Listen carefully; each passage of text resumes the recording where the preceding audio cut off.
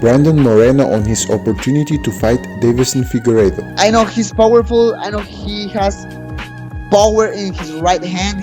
His Brazilian Jiu-Jitsu is amazing.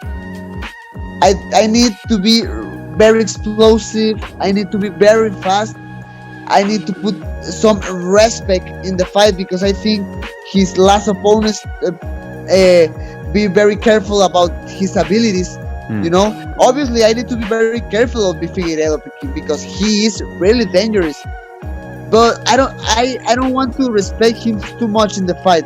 You know, I need to show I can bring a really good show in that fight. So I need to be fast. I need to be explosive. I need to show some respect.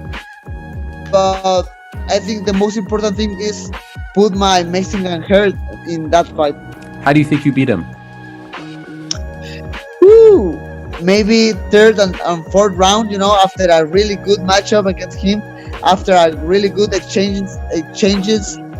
But maybe, I don't know, knockout, submission. This is Aljamain Sterling's reaction after Peter Yan pulled out of UFC 256. I woke up with my phone it was blown up, and I didn't know what was going on. I was like, you know, I'm reading everything. I'm like, nah, this gotta be fake news. It's definitely fake news.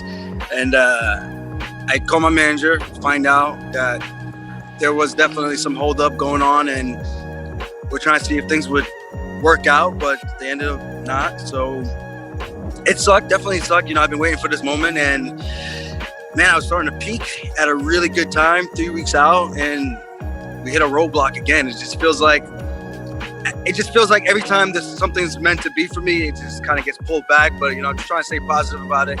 I kind of starting to feel like Tony Ferguson a little bit. I'm not gonna lie. The Ferguson Khabib fight not happening, it kind of feels like that. And I just hope eventually it does come to fruition, and we need this for the division. And I think it will. I just don't want to get to that point where it's like we're right there, something happens, we're right there, something happens, we're right there, something happens, and hopefully February, March, we can actually get in there and lock it up. I was a little sad, a little bit, but you can't really hang your head for too long, you know. At the end of the day, it is what it is. Being upset, being heartbroken about it, it's not going to change anything. It definitely sucked, but, you know, the show must go on, and, you know, they got some other fights to fill in for it. I just got to pull back the training and get ready to go in a couple weeks. It's going to be about another 3 months. So that part does suck. It's another 3 months because I could have honestly been getting ready for my second title, my first title defense in 3 months, you know. So that's kind of the way I'm looking at it. We could have gotten it done, and then I had some downtime, and then I could have been getting ready, getting geared up for another title shot, or title defense, I should say. Jared Cannoniers thought on breaking his arm during the Robert Whittaker fight. It's hard to come up with a plan B right on the fly, you know. That's why it's good to communicate with your corners and incorporate their minds into what needs to be done. One thing I learned from this, you know, I got to try to signal to my corner more, you know. And for me, I think during the fight, I was reluctant to outright tell them, hey, my arm was jacked up, because I didn't want anybody else picking it up. You know, that it is what it is, a lesson to learn from.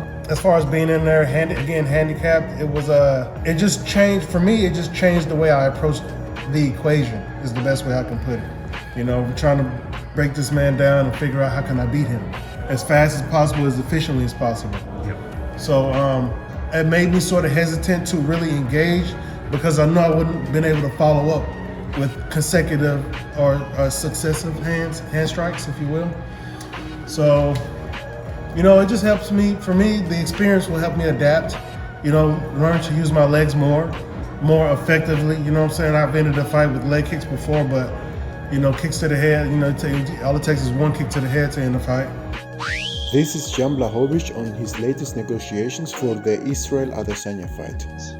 You know, but I don't care. I'm gonna fight in March, not earlier, you know. March is the demand. When I sent email to UFC. If they want my next fight, they have to do this in March. And it could be Israel or Glover, I don't care.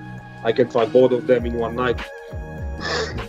It's not a problem for me. I do this kind of, you know, things before I do 3 fights by one night, so 2 fights in one night. It's also not a problem.